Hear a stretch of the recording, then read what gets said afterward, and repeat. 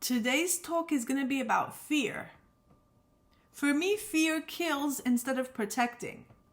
I think fear murders a lot of people's dreams, their hopes, their relationships, or even their own physical being.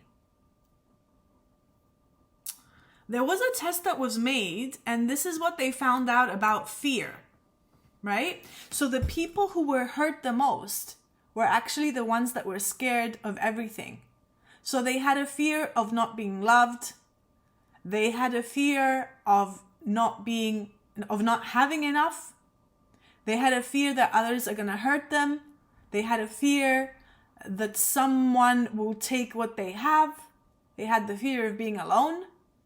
They had the fear of what they don't have. They had the fear that others are better than them. They had the fear of being with people.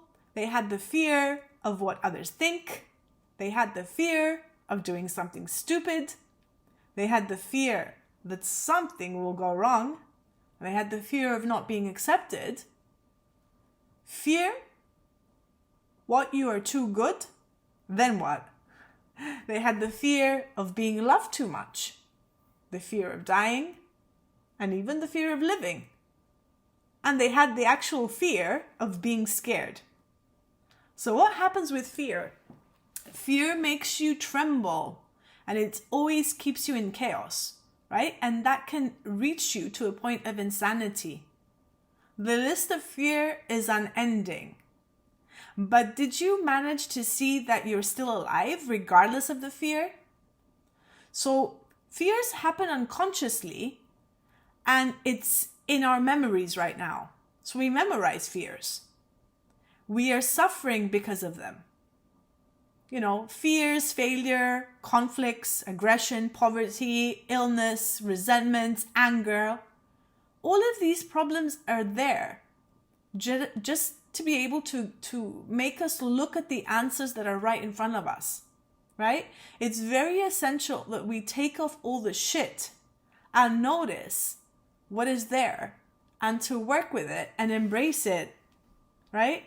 And for me, you know, the time is now to be conscious because we're all grown-ups and it's time to get more mature. And the fear can become less and less the more you learn to mature and to face your shadows within yourself. Because you see, life is like a game, right? It's a puzzle. You have to be able to fit in the pieces in the correct area. Otherwise, you're gonna have to replay over and over again, just like a cycle.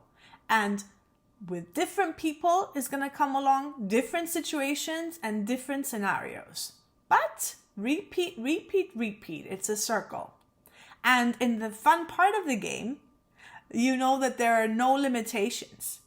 You have been given a key to enter into a vault that's going to give you the garden to Eden.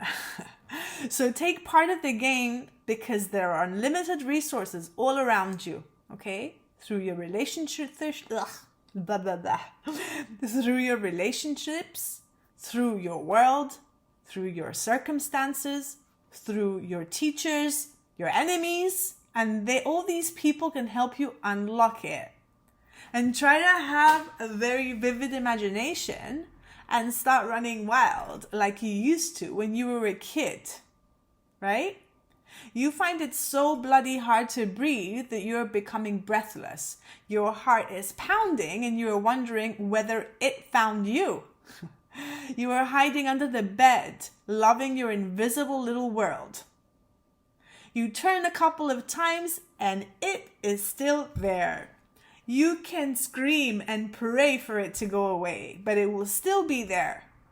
It's going to be running a marathon for you, and it will be running beside you, and it's going to bring you pain and suffering.